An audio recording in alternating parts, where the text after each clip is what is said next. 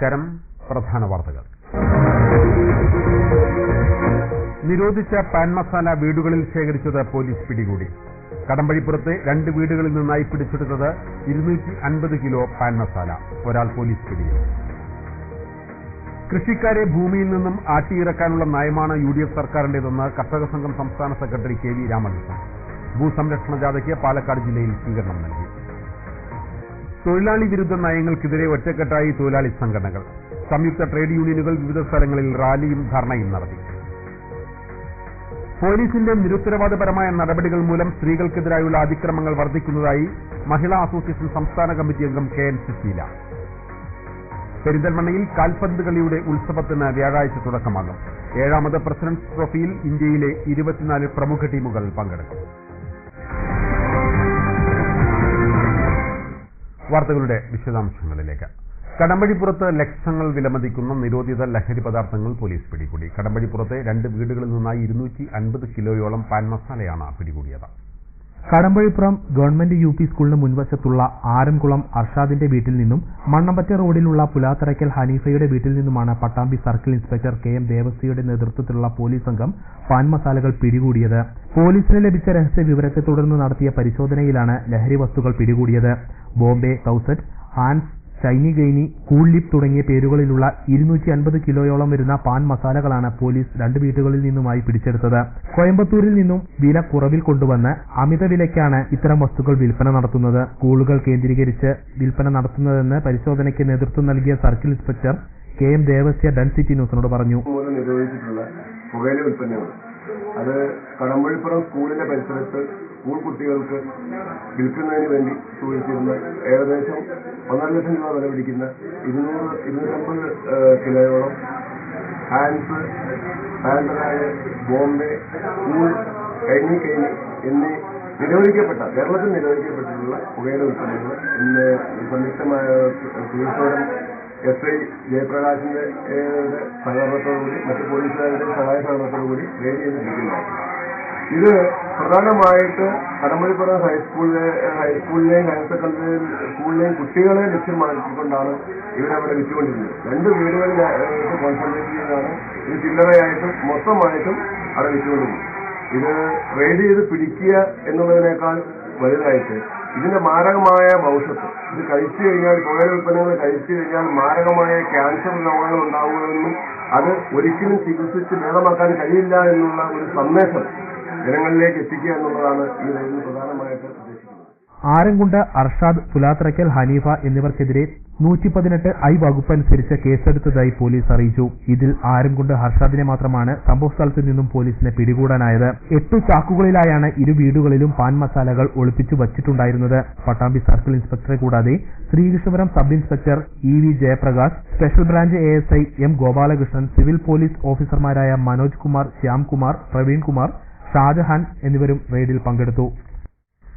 നിരോധിത ലഹരി പദാർത്ഥങ്ങളുടെ വിൽപ്പന തകൃതിയിൽ നടക്കുന്നു എന്നതിനുള്ള തെളിവാണ് കടമ്പഴിപ്പുറത്തെ 2 വീടുകളിൽ നിന്നും ലക്ഷങ്ങൾ വിലമതിക്കുന്ന പാൻ മസാലകൾ പിടികൂടിയതിലൂടെ വ്യക്തമാകുന്നത്. സ്കൂളുകൾ കേന്ദ്രീകരിച്ച് പ്രവർത്തിക്കുന്ന ഇത്തരം റാക്കറ്റുകളുടെ പ്രവർത്തന മേഖലയിൽ പോലീസ് വേണ്ടത്ര പരിശോധന നടത്തുന്നില്ലെന്ന പരാതിയും നിലനിൽക്കുന്നുണ്ട്.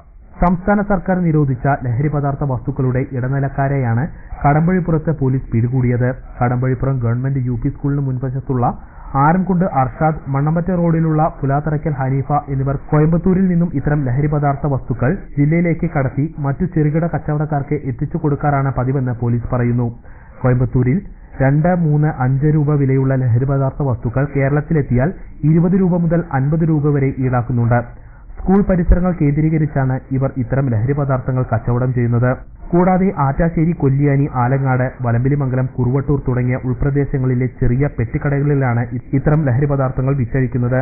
മാത്രവുമല്ല, ഇത്തരം ലഹരി പദാർത്ഥ വസ്തുക്കൾ വാങ്ങാൻ ചെല്ലുന്നവർ ചില പ്രത്യേക അടയാള ഭാഷകൾ പറഞ്ഞെങ്കിൽ മാത്രമേ സാധനം ലഭ്യമാവുകയുള്ളൂ. ഇവരെ കൂടാതെ കടമ്പഴിപ്പുറത്ത് വീടുകൾ കേന്ദ്രീകരിച്ചും സ്ഥാപനങ്ങൾ കേന്ദ്രീകരിച്ചും ഇത്തരം ലഹരി പദാർത്ഥ വസ്തുക്കൾ വൻതോതിൽ ശേഖരിച്ചു വച്ചിട്ടുള്ളതായി പോലീസിന് വിവരം ലഭിച്ചിട്ടുണ്ട്. ഇത്തരം ലഹരി പദാർത്ഥ വിൽപ്പന റാക്കറ്റുകളുടെ ഒരു കണ്ണി മാത്രമാണ് പോലീസിന് കടമ്പഴിപ്പുറത്ത് നിന്നും പിടികൂടാനായത്.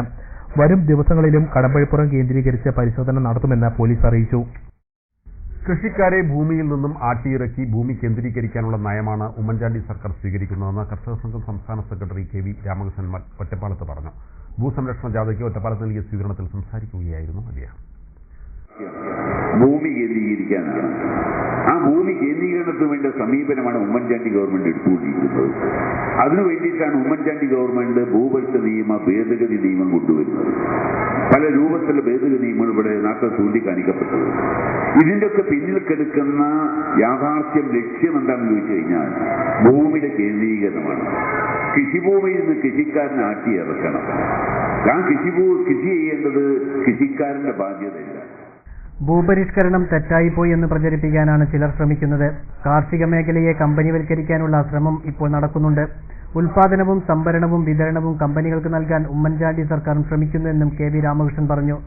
ഒറ്റപ്പാലത്ത് നൽകിയ സ്വീകരണ യോഗത്തിൽ CPM area secretary K Suresh അധ്യക്ഷനായി.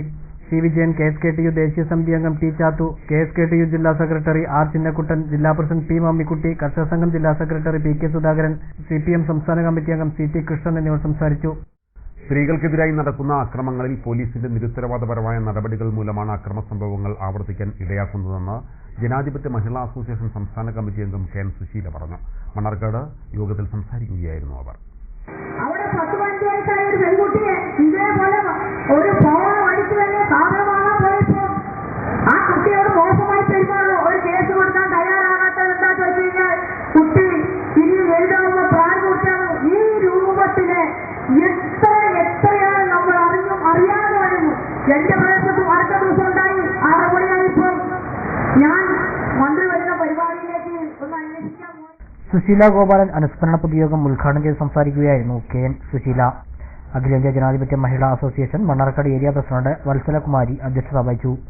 സെക്രട്ടറി പങ്കജവല്ലി, M പത്മജ, ബിന്ദു, റംല, നിർമ്മല, സാവിത്രി തുടങ്ങിയവർ സംസാരിച്ചു. മണ്ണാർക്കാട് പള്ളിക്കുന്നിൽ കൊട്ടേഷൻ സംഘം വീട് കയറി 4 പേരെ വെട്ടിപ്പരിക്കേൽപ്പിച്ച സംഭവം പ്രതികളെ പിടികൂടുന്നതിൽ മണ്ണാർക്കാട് പോലീസ് അലംഭാവം കാണിക്കുകയാണെന്ന് CPM. പോലീസിന്റെ നിരുത്തരവാദപരമായ നടപടിക്കെതിരെ പ്രക്ഷോഭം നടത്തുമെന്നും CPM ജില്ലാ സെക്രട്ടറി അംഗം PK ശശി പറഞ്ഞു. അക്രമം നടന്ന വീട് സന്ദർശിച്ച ശേഷം സംസാരിക്കുകയായിരുന്നു അദ്ദേഹം. കഴിഞ്ഞ വ്യാഴാഴ്ച പുലർച്ചെയാണ് ഒരു സംഘം ആളുകൾ മാരകായുധങ്ങളുമായി എത്തി പള്ളിക്കുന്ന് അച്ചിപ്ര അബൂട്ടിയുടെ കുടുംബത്തെ ആക്രമിച്ചത്. അക്രമത്തിൽ അബൂട്ടിക്കും ഭാര്യ ഖദീജയ്ക്കും മരുമകൾ ജുവൈരയ്ക്കും ചെറുമകൻ ആസിഫിനും പരിക്കേറ്റിരുന്നു. ആക്രമണത്തിന് പിന്നിൽ മണ്ണാർക്കാട് തന്നെയുള്ള ഒരാളെന്നും അയാൾ പറഞ്ഞുവിട്ട അക്രമികളാണ് ഈ 4 പേരെ വെട്ടി പരിക്കേൽപ്പിച്ചതെന്നും പോലീസിന് വ്യക്തമാണ്. ഇവരുടെ ചിത്രം CCTV വഴി പോലീസിന് ലഭ്യമായിട്ടും മണ്ണാർക്കാട്ടെ പോലീസ് നടപടിയെടുക്കാൻ തയ്യാറാവുന്നില്ലെന്ന് പരിക്കേറ്റവരുടെ വീട് സന്ദർശിച്ച ശേഷം PK ശശി പറഞ്ഞു.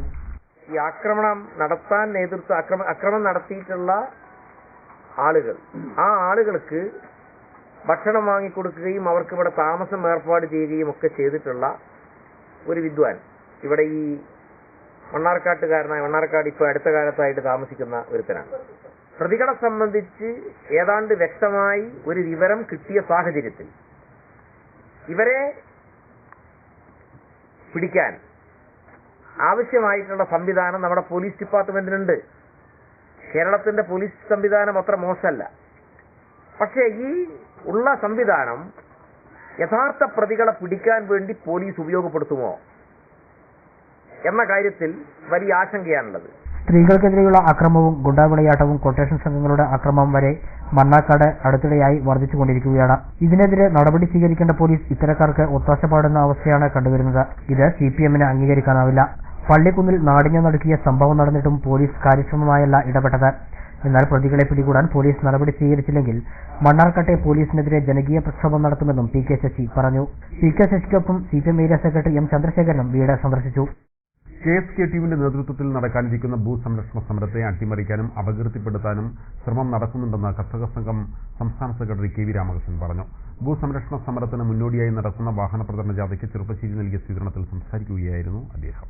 കേരളത്തിലെ റിയൽ എസ്റ്റേറ്റ് മാഫിയകളെല്ലാം ഹവാല പണവും കുഴൽപ്പണവും ഉപയോഗിച്ചാണ് ഭൂമി വാങ്ങിക്കൂട്ടിയതെന്നും KV രാമകൃഷ്ണൻ കൂട്ടിച്ചേർത്തു.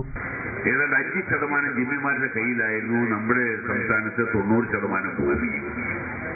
ഇപ്പൊ അങ്ങനെയല്ല, വളരെ അങ്കുലി പരിമിതമായുള്ള ആൾക്കാരുടെ കയ്യിലാണ് ഇപ്പൊ ഭൂമി.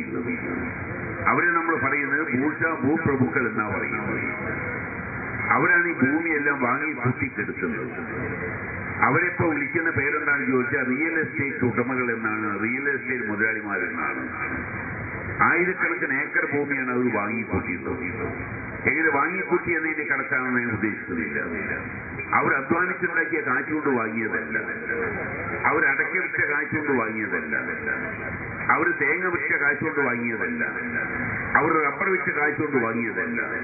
ഈ ഭൂമിയെല്ലാം വാങ്ങിക്കൂട്ടിയുള്ളത് ഹവാല പണം ഉപയോഗപ്പെടുത്തിക്കൊണ്ടാണ്. ഭൂപരിഷ്കരണം അട്ടിമറിക്കാതിരിക്കുക, ഭൂരഹിതരായ എല്ലാവർക്കും ഭൂമി നൽകുക തുടങ്ങിയ മുദ്രാവാക്യങ്ങൾ ഉയർത്തി KSKTU ജനുവരി 1 മുതൽ നടത്താനിരിക്കുന്ന ഭൂസംരക്ഷണ സമരത്തിന്റെ മുന്നോടിയായാണ് വാഹന പ്രചരണ ജാഥ നടത്തുന്നത്.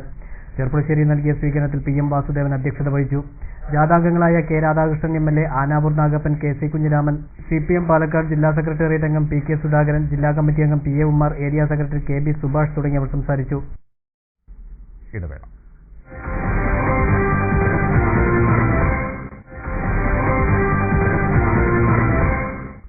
വാർത്തകൾ തുടരുന്നു. ഭൂസംരക്ഷണ നിയമം അട്ടിമറിക്കാനുള്ള ശ്രമമാണ് കേന്ദ്ര സംസ്ഥാന സർക്കാരുകൾ നടത്തിക്കൊണ്ടിരിക്കുന്നതെന്ന് പട്ടികജാതി ക്ഷേമസമിതി സംസ്ഥാന പ്രസിഡന്റ് K രാധാകൃഷ്ണൻ MLA പറഞ്ഞു. ഭൂസംരക്ഷണ ജാഥയ്ക്ക് പട്ടാമ്പിയിൽ നൽകിയ സ്വീകരണത്തിൽ സംസാരിക്കുകയായിരുന്നു അദ്ദേഹം. മലപ്പുറം ജില്ലയിലെ പര്യടനം പൂർത്തിയാക്കി ബുധനാഴ്ച രാവിലെയാണ് കർഷക തൊഴിലാളി സംഘടനകളുടെ നേതൃത്വത്തിൽ നടത്തുന്ന ഭൂസംരക്ഷണ ജാഥ പാലക്കാട് ജില്ലയിലേക്ക് പ്രവേശിച്ചത്. ജില്ലാ അതിർത്തിയായ പുലാമന്തോൾ പാലത്തിൽ പ്രവർത്തകർ ചേർന്ന് ജാഥയെ വരവേറ്റു. തുടർന്ന് കൂറ്റനാടും പട്ടാമ്പിയിലും ജാഥയ്ക്ക് സ്വീകരണം നൽകി. A വിജയരാഘവനാണ് ജാഥ നയിക്കുന്നതെങ്കിലും ആരോഗ്യ പ്രശ്നങ്ങളെ തുടർന്ന് ഇദ്ദേഹം പങ്കെടുത്തില്ല. പകരം ജാഥ അംഗമായ KV രാമകൃഷ്ണനാണ് ജാഥ നയിച്ചത്. ഭൂസംരക്ഷണ നിയമം അട്ടിമറിക്കാനുള്ള ശ്രമമാണ് കേന്ദ്ര സംസ്ഥാന സർക്കാരുകളുടെ ഭാഗത്തു നിന്നും ഉണ്ടാകുന്നതെന്നും ഇതിനെതിരെ ശക്തമായ പ്രക്ഷോഭം ഉയർന്നുവരേണ്ടതുണ്ടെന്നും സ്വീകരണ സമ്മേളനത്തിൽ സംസാരിച്ച പട്ടികജാതി ക്ഷേമസമിതി സംസ്ഥാന പ്രസിഡന്റ് കൂടിയായ K രാധാകൃഷ്ണൻ MLA പറഞ്ഞു. നമുക്കറിയാം, ഭൂപരിഷ്കരണ നിയമം അട്ടിമറിക്കരുത് എന്ന് നാം പറയുമ്പോൾ അട്ടിമറിക്കാനുള്ള അണിയറ നീക്കങ്ങൾ നമ്മുടെ ഭരണകൂടത്തിന്റെ ഭാഗത്തുനിന്നുണ്ടാകുകയാണ്. ഭൂപരിഷ്കരണ നിയമം അട്ടിമറിക്കരുത്, അത് സംരക്ഷിക്കണമെന്ന് നാം പറയുമ്പോൾ നമ്മുടെ രാജ്യം ഭരിച്ചുകൊണ്ടിരിക്കുന്ന ഭരണാധികാരികൾ ആ ഭൂപരിഷ്കരണ നിയമം അട്ടിമറിക്കാനും അതിന് വെള്ളം ചേർക്കാനും ഇല്ലാതാക്കാനുമുള്ള നിലപാട് സ്വീകരിക്കുകയാണ്. ആ നിലപാട് സ്വീകരിക്കുന്നതുകൊണ്ട് തന്നെയാണ് ഭൂപരിഷ്കരണ നിയമം സംരക്ഷിക്കണം എന്ന് നാം ആവശ്യപ്പെടുന്നത്. പറയാം, ഭൂമിക്ക് വേണ്ടിയുള്ള പോരാട്ടം ഇന്നോ ഇന്നലെയോ തുടങ്ങിയതല്ല. CPM area secretary NP Vinayakumar അധ്യക്ഷത വഹിച്ചു. ജാഥ അംഗങ്ങളായ ആനാവൂർ നാഗപ്പൻ, KC കുഞ്ഞിരാമൻ, നേതാക്കളായ CT Krishnan, TK Narayanadas, P Mammikutty, S Ajaykumar, CM Neelakantan, PK Sudhakaran തുടങ്ങിയവർ സ്വീകരണത്തിൽ പങ്കെടുത്തു. ഭൂപരിഷ്കരണ നിയമം അട്ടിമറിക്കാതിരിക്കുക, ഭൂരഹിതരായ പാവപ്പെട്ട എല്ലാവർക്കും ഭൂമി നൽകുക തുടങ്ങിയ ആവശ്യങ്ങൾ ഉന്നയിച്ചാണ് ജാഥ സംഘടിപ്പിച്ചിട്ടുള്ളത്. 2013 ഫെബ്രുവരിയിൽ നടക്കുന്ന അഖിലേന്ത്യാ പണിമുടക്കിന്റെ ഭാഗമായി വിവിധ കേന്ദ്രങ്ങളിൽ ധർണ സംഘടിപ്പിച്ചു. സംയുക്ത തൊഴിലാളി യൂണിയനുകളുടെ നേതൃത്വത്തിലായിരുന്നു ധർണ. സർക്കാരിന്റെ തൊഴിലാളി ദ്രോഹ നയങ്ങൾ തിരുത്തുക, പൊതുമേഖലാ വിതരണ സമ്പ്രദായം ശക്തിപ്പെടുത്തുക, പൊതുമേഖലാ ഓഹരികൾ വിറ്റഴിക്കാനുള്ള തീരുമാനം ഉപേക്ഷിക്കുക തുടങ്ങിയ ആവശ്യങ്ങൾ ഉന്നയിച്ചാണ് 2013 ഫെബ്രുവരി 20, 21 തീയതികളിൽ സംയുക്ത തൊഴിലാളി സംഘടനകൾ അഖിലേന്ത്യാ പണിമുടക്ക് നടത്തുന്നത്. പണിമുടക്കിന്റെ പ്രചരണാർത്ഥം വിവിധ തൊഴിലാളി സംഘടനകൾ സംയുക്തമായാണ് ധർണ സംഘടിപ്പിച്ചത്. ചെർപ്പുളശ്ശേരിയിൽ സംയുക്ത ട്രേഡ് യൂണിയൻ സമിതിയുടെ നേതൃത്വത്തിൽ പ്രകടനവും പൊതുയോഗവും നടത്തി. ധർണ CITU അഖിലേന്ത്യാ സെക്രട്ടറി KK ദിവാകരൻ ഉദ്ഘാടനം ചെയ്തു. INTUC നേതാക്കളായ P Girish, O Ramu, AITC ജില്ലാ സെക്രട്ടറി KC ജയബാലൻ, BMS ജില്ലാ ജോയിന്റ് സെക്രട്ടറി അമർനാഥ്, STO ജില്ലാ ജോയിന്റ് സെക്രട്ടറി മജീദ് പറക്കാടൻ തുടങ്ങിയവർ സംസാരിച്ചു. ഇത്തരത്തിലുള്ള ദേശീയ പണിമുടക്ക് ലോകത്താകമാനം പറന്നു പിടിക്കുകയാണ്. നമുക്കറിയാം, ഇപ്പോൾ സ്പെയിനിലും അതുപോലെ തന്നെ ഗ്രീസിലും മറ്റും 3 ദിവസവും 2 ദിവസവും 3 ദിവസവും നീണ്ടുന്ന പണിമുടക്കൽ നടക്കുകയുണ്ടായി. അമേരിക്കയിൽ വാൾ സ്ട്രീറ്റിൽ നടന്ന സമരങ്ങൾ. പട്ടാമ്പിയിൽ നടന്ന ധർണ AITUC ദേശീയ നിർവാഹക സമിതി അംഗം വിജയൻ കുനിശ്ശേരി ഉദ്ഘാടനം ചെയ്തു. INTUC നേതാവ് AK അക്ബർ അധ്യക്ഷത വഹിച്ചു. വിവിധ യൂണിയൻ നേതാക്കളായ RG പിള്ള, ദാസൻ, AP Abu, PR Rajan, ET Ummer, AV Suresh, PP Moideenkutty തുടങ്ങിയവർ സംസാരിച്ചു.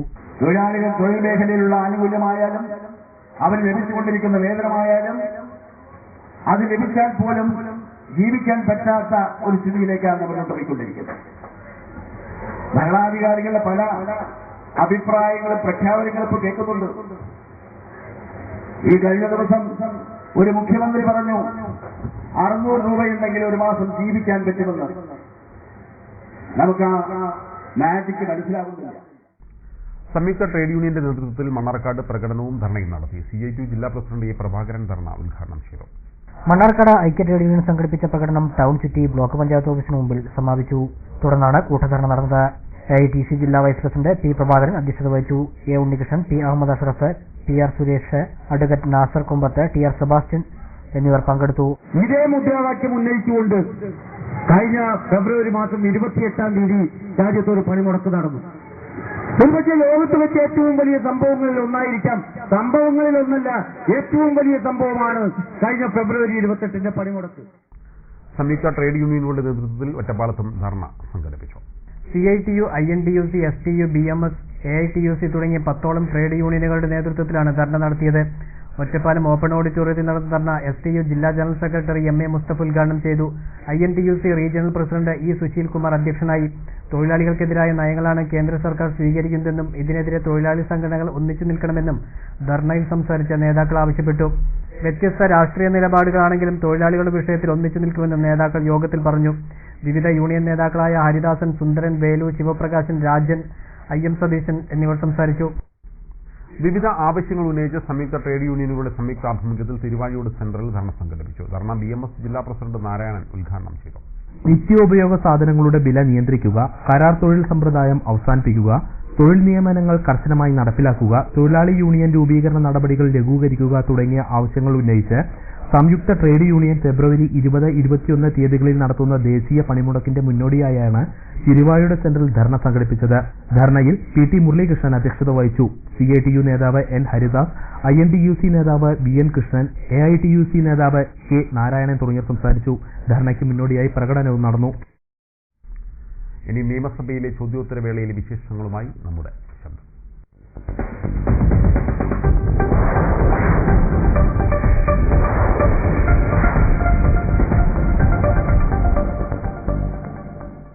നമ്മുടെ MLA-മാർ നിയമസഭയിൽ എന്തെല്ലാം ചോദിച്ചു, അവയ്ക്കുള്ള മറുപടി എന്തായിരുന്നു? ഇത് പരിശോധിക്കുന്നു നമ്മുടെ ശബ്ദം.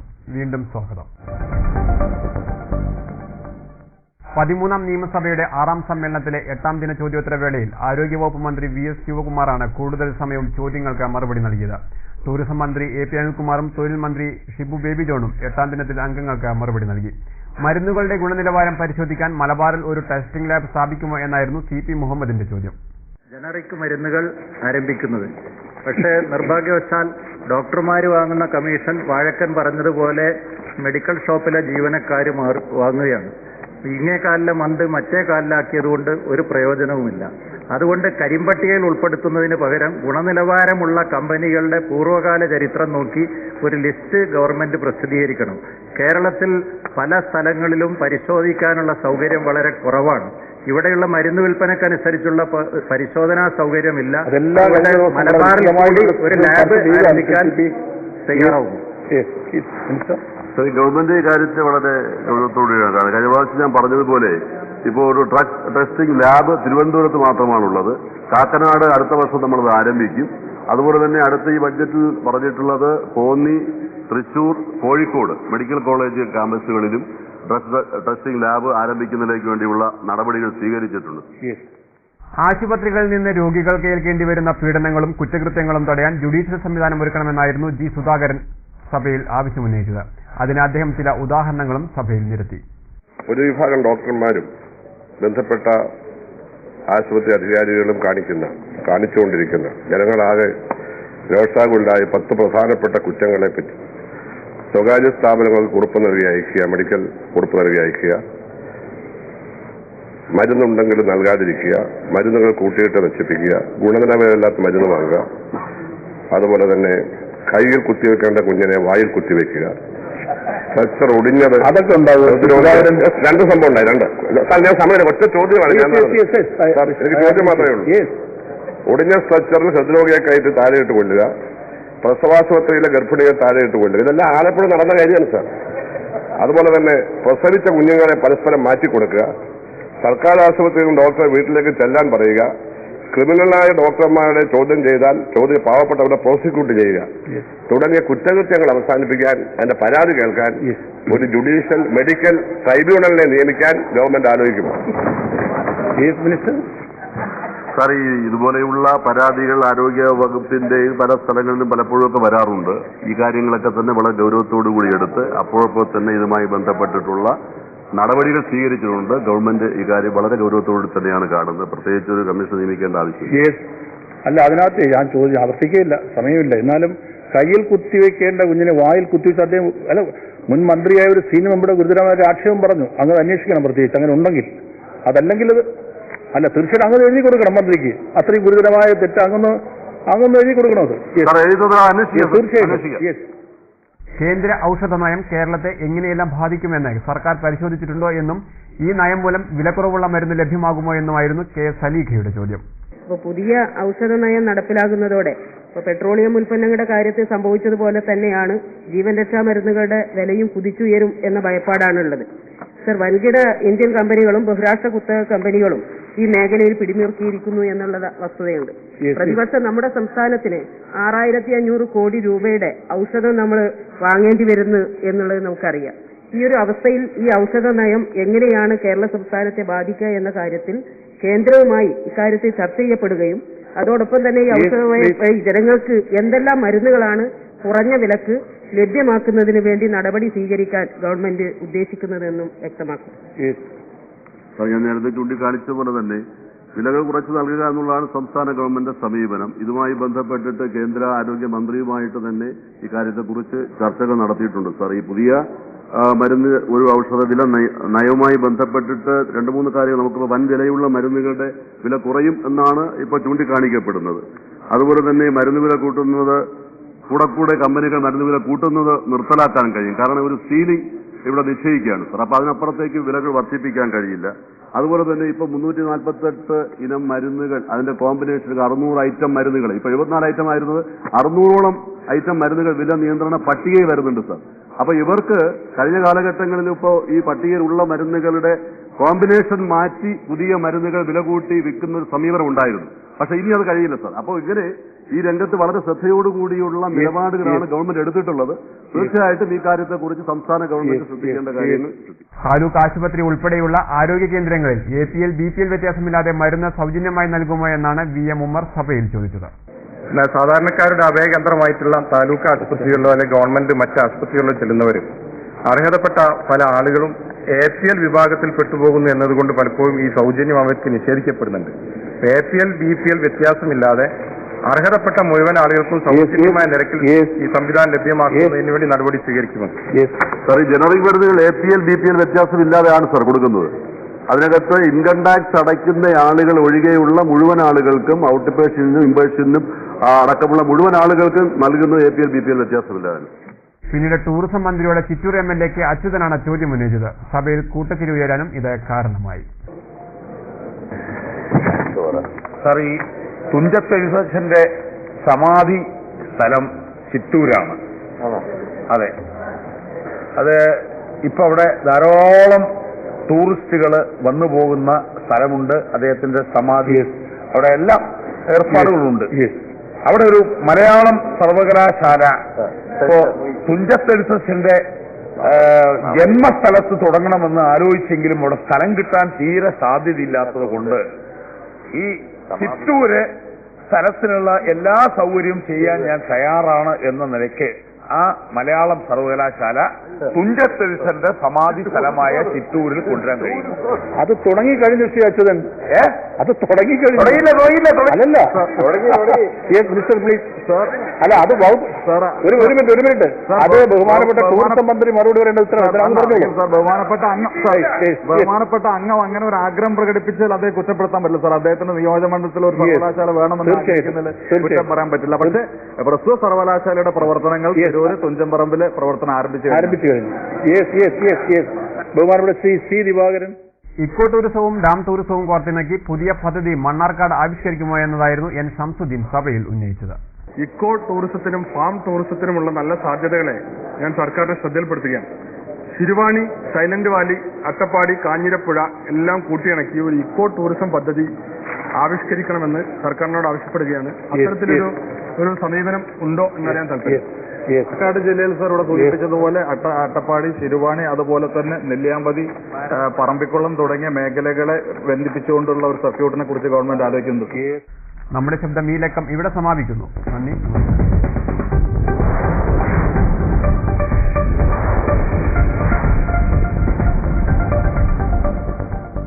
മറ്റു വാർത്തകളിലേക്ക്. ഒറ്റപ്പാലം മണ്ണാർക്കാട് സംസ്ഥാനപാത ദേശീയ നിലവാരത്തിലേക്ക് ഉയർത്തുന്നതിനുള്ള പ്രാരംഭ നടപടികൾ ആരംഭിച്ചു. പാതയുടെ നവീകരണത്തിനുള്ള വിശദമായ പ്രോജക്ട് റിപ്പോർട്ട് തയ്യാറാക്കുന്നതിന് ആഗോള ടെൻഡർ വെച്ചിട്ടുണ്ട്. ജില്ലയിലെ പ്രധാന സംസ്ഥാന പാതയായ ഒറ്റപ്പാലം മണ്ണാർക്കാട് സംസ്ഥാന പാത നവീകരിച്ച് ദേശീയ നിലവാരത്തിലേക്ക് എത്തിക്കുന്നതിനുള്ള പ്രാരംഭ നടപടികൾക്ക് തുടക്കമായി. പാലക്കാട് കോഴിക്കോട്, പാലക്കാട് കുളപ്പള്ളി KHDP റോഡുകളെ തമ്മിൽ ബന്ധിപ്പിക്കുന്ന ഈ പ്രധാന പാത സംസ്ഥാന റോഡ് ഇംപ്രൂവ്മെന്റ് പദ്ധതിയിൽ ഉൾപ്പെടുത്തിയാണ് നവീകരിക്കുന്നത്. ഇന്ത്യൻ റോഡ് കോൺഗ്രസ് മാനദണ്ഡങ്ങൾ അനുസരിച്ച് 33 കിലോമീറ്റർ ദൂരം റോഡാണ് നവീകരിക്കുന്നത്. വളവുകളും കയറ്റിറക്കങ്ങളും ലഘൂകരിക്കും. 1 കിലോമീറ്റർ ദൂരം റോഡ് നവീകരിക്കുന്നതിന് 1.25 കോടി രൂപയോളം ചിലവാണ് പ്രതീക്ഷിക്കുന്നത്. തൃശൂർ, കോഴിക്കോട് നഗരങ്ങളിലേക്കുള്ള യാത്ര സുഗമമാക്കുന്നതിനോടൊപ്പം ആര്യമ്പാവ്, കോട്ടപ്പുറം, കരിമ്പുഴ, ശ്രീകൃഷ്ണപുരം, തിരുവാഴിയോട്, മംഗലാംകുന്ന്, പൂക്കോട്ടുകാവ്, അമ്പലപ്പാറ തുടങ്ങിയ പ്രദേശങ്ങളുടെ വികസനവും പാതയുടെ നവീകരണത്തിലൂടെ ലഭ്യമാകുമെന്നും M. ഹംസ MLA ഡെൻസിറ്റി ന്യൂസിനോട് പറഞ്ഞു. ഒറ്റപ്പാലം മണ്ണാർക്കാട് റോഡ് സംസ്ഥാന റോഡ് ഇംപ്രൂവ്മെന്റ് പ്രോജക്റ്റിൽ ഉൾപ്പെടുത്തിക്കൊണ്ട് 33 കിലോമീറ്റർ ദൂരം അപ്ഗ്രേഡേഷൻ നടത്തുന്നതിന് വേണ്ടിയുള്ള തീരുമാനം കൈക്കൊണ്ടിട്ടുണ്ട്. 33 കിലോമീറ്റർ ദൂരത്തുള്ള വളവുകളും തിരിവുകളും കയറ്റിറക്കങ്ങളും പരമാവധി കുറച്ച് ഇന്ത്യൻ റോഡ് കോൺഗ്രസിന്റെ സ്റ്റാൻഡേർഡ് അനുസരിച്ചുള്ള റോഡ് നിർമ്മിക്കാനാണ് ഈ പദ്ധതി തയ്യാറാക്കിയിട്ടുള്ളത്. ഇതിന്റെ ഡീറ്റെയിൽ പ്രോജക്ട് റിപ്പോർട്ട് തയ്യാറാക്കുന്നതിന് വേണ്ടി കൺസൾട്ടന്റിനെ ഗവൺമെന്റ് ക്ഷണിച്ചിട്ടുണ്ട്. ആഗോള ടെൻഡർ വഴിയാണ് കൺസൾട്ടന്റ് ക്ഷണിച്ചത്. 8 കമ്പനികൾ ഇതിനകം അതിന് അപേക്ഷ സമർപ്പിച്ചു കഴിഞ്ഞു. അത് നടപടിക്രമം പൂർത്തിയാക്കി ഒരു 10-20 ദിവസത്തിനുള്ളിൽ കൺസൾട്ടന്റിനെ തീരുമാനിക്കും. കൺസൾട്ടന്റ് ആരാണെന്ന് തീരുമാനിച്ചു കഴിഞ്ഞാൽ ഡീറ്റെയിൽ പ്രോജക്ട് റിപ്പോർട്ട് തയ്യാറാക്കാനും ലാൻഡ് അക്വിസിഷൻ നടപടികളിലേക്ക് പോകാനുമാണ് ഉദ്ദേശിക്കുന്നത്. അതനുസരിച്ച് ഒരു റോഡ് നിർമ്മാണ പ്രവർത്തനങ്ങൾക്ക് ചുരുങ്ങിയത് 1 കിലോമീറ്ററിന് 1.25 ലക്ഷം രൂപയെങ്കിലും ചെലവ് വരുന്ന രീതിയിലാണ് ആ റോഡ് പ്ലാൻ ചെയ്തിട്ടുള്ളത്. റോഡിന്റെ വീതി കൂട്ടാനും ഗുണനിലവാരമുള്ള റോഡാക്കി മാറ്റാനും എല്ലാ ജനങ്ങളും സഹകരിക്കണം. റോഡിന്റെ ഇരുവശങ്ങളിലുമുള്ളവർ സഹകരിക്കണമെന്നും അഭ്യർത്ഥിക്കുകയാണ്. 7ാമത് പ്രസിഡന്റ്സ് ട്രോഫിക്കായുള്ള അഖിലേന്ത്യാ സെവൻസ് ഫുട്ബോൾ ടൂർണമെന്റ് വ്യാഴാഴ്ച പെരിന്തൽമണ്ണയിൽ തുടങ്ങും. പെരിന്തൽമണ്ണ നെഹ്റു ഫ്ലഡ്ലൈറ്റ് സ്റ്റേഡിയത്തിലാണ് ടൂർണമെന്റ് നടക്കുന്നത്. ടൂർണമെന്റിന്റെ ഒരുക്കങ്ങൾ പൂർത്തിയായതായും സംഘാടകർ വാർത്താസമ്മേളനത്തിൽ അറിയിച്ചു. പെരിന്തൽമണ്ണ നെഹ്റു ഫ്ലഡ്ലൈറ്റ് സ്റ്റേഡിയത്തിൽ വ്യാഴാഴ്ച മുതൽ നടക്കുന്ന പ്രസിഡന്റ്സ് ട്രോഫി ഫുട്ബോൾ ടൂർണമെന്റിൽ 24 ടീമുകളാണ് പങ്കെടുക്കുന്നത്. വ്യാഴാഴ്ച രാത്രി 7:30 ലക്കി സ്റ്റാർ ആലുവയും സെൻട്രൽ ജൂബിലി പെരിന്തൽമണ്ണയും തമ്മിലാണ് ആദ്യ മത്സരം. മത്സരത്തിന്റെ ഒരുക്കങ്ങൾ പൂർത്തിയായതായി സംഘാടകർ പെരിന്തൽമണ്ണയിൽ വാർത്താസമ്മേളനത്തിൽ അറിയിച്ചു. മലപ്പുറം ജില്ലാ police superintendent K. Sethuraman tournament ഉദ്ഘാടനം ചെയ്യും. ഉദ്ഘാടനത്തിന് മുന്നോടിയായി വൈകുന്നേരം പെരിന്തൽമണ്ണ നഗരത്തിൽ ഘോഷയാത്രയും നടക്കും. Bike rally, kung fu, roller skating, band മേളം തുടങ്ങിയ കലാകായിക പ്രകടനങ്ങൾ ഘോഷയാത്രയിലുണ്ടായിരിക്കും. പ്രസിഡന്റ്സ് ട്രോഫിക്കൊപ്പം താലൂക്കിലെ 12 സ്കൂൾ ടീമുകൾ പങ്കെടുക്കുന്ന സ്കൂൾ ഫുട്ബോൾ ചാമ്പ്യൻഷിപ്പും ഉണ്ടായിരിക്കും. നെഹ്റു സ്റ്റേഡിയത്തിൽ 5000 പേർക്ക് ഇരിക്കാവുന്ന സ്ഥിരം ഗാലറിക്ക് പുറമെ 5000 പേർക്ക് ഇരിക്കാനുള്ള താൽക്കാലിക ഗാലറിയുടെ നിർമ്മാണവും പൂർത്തിയായി കഴിഞ്ഞു. ടൂർണമെന്റിൽ നിന്ന് ലഭിക്കുന്ന ലാഭവിഹിതം പെരിന്തൽമണ്ണയിലെ ജീവകാരുണ്യ പ്രവർത്തനങ്ങൾക്കും വിനിയോഗിക്കുമെന്ന് പ്രസിഡന്റ്സ് ക്ലബ്ബ് ഭാരവാഹികൾ അറിയിച്ചു. വാർത്താസമ്മേളനത്തിൽ ക്ലബ്ബ് പ്രസിഡന്റ് KMT ജലീൽ, സ്വാഗത സംഘം general convener Nalakath Basheer, organising secretary പാറയിൽ അബ്ദുള്ള, K. ഖാദർകുട്ടി, OP റഷീദ് എന്നിവർ പങ്കെടുത്തു. ഒരു ഇടവേള കൂടി.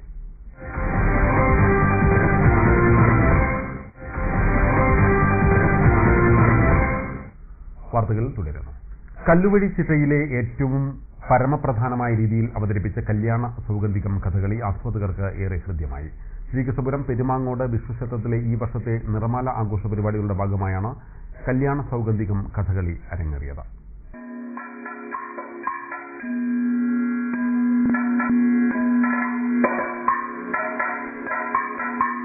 ഭീമസേനൻ തന്റെ പത്നിയായ പാഞ്ചാലിക്ക് കല്യാണ സൗഗന്ധികം കൊണ്ടുവരാൻ പോവുകയും ആ സമയത്ത് ഭീമസേനന്റെ എടുത്തുചാട്ടം കാരണം പോകുന്ന വഴിയിലുണ്ടാകുന്ന മാർഗതടസ്സങ്ങൾ കല്ലുവഴിച്ചിട്ടയിൽ വളരെ ഹൃദ്യമായ രീതിയിൽ കലാമണ്ഡലം പ്രദീപും ഹരിപ്രിയ നമ്പൂതിരിയും സദനം ബാസിയും വേദിയിൽ അവതരിപ്പിച്ചത്.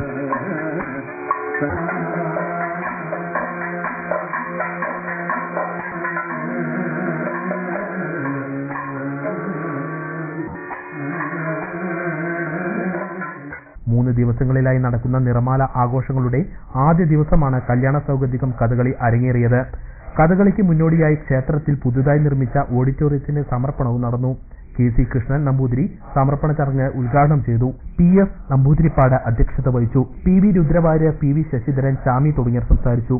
നിറമാല ആഘോഷങ്ങളുടെ രണ്ടാം ദിവസമായ ബുധനാഴ്ച ഭഗവത് സേവ, സംഗീത കച്ചേരി എന്നിവയും നടന്നു. സമാപന ദിവസമായ വ്യാഴാഴ്ച രാവിലെ മഹാഗണപതി ഹോമം, കലശപൂജ, ലക്ഷാർച്ചന, കലാമണ്ഡലം രാമചാക്യാർ അവതരിപ്പിക്കുന്ന ചാക്യാർകൂത്ത്, ഉച്ചപൂജ, പ്രസാദൂട്ട് എന്നിവയും വൈകിട്ട് കജദേവയാനി ചരിതം കഥകളിയും ഉണ്ടാകും. ദേശീയ പുരസ്കാരം ലഭിച്ച ചെറുപ്പശ്ശേരി കോപ്പറേറ്റീവ് അർബൻ ബാങ്കിലെ ഭരണസമിതി അംഗങ്ങൾക്കും ജീവനക്കാർക്കും വ്യാപാരി വ്യവസായ കുമരൻ സമിതി ചെറുപ്പശ്ശേരി യൂണിറ്റ് സ്വീകരണം നൽകി. Cheruppasseri unit president K A Hameed അധ്യക്ഷത വഹിച്ചു. ബാങ്ക് ചെയർമാൻ ബാലകൃഷ്ണൻ പുരസ്കാര വിശദീകരണം നടത്തി. Cheruppassery Gramapanchayat president K Suresh, P A Umar, P P Vinod Kumar, N K Sadiq Ali, T Gopalakrishnan, Sreekumar, K M Hameed, T Muhammad Kutty തുടങ്ങിയവരും സംസാരിച്ചു. ചെറുപ്പശ്ശേരി ഐഡിയൽ കോളേജിലെ ആർട്സ് ഡേ സോപാന സംഗീതജ്ഞൻ ഞെരളത്ത് ഹരിഗോവിന്ദൻ ഉദ്ഘാടനം ചെയ്തു. College union chairman Muhammad Jafar അധ്യക്ഷത വഹിച്ചു. Arts club secretary Muhammad Faisal, principal Devi Kumar, K Chandran, M P Abdul Rahman, Sajini തുടങ്ങിയവരും സംസാരിച്ചു.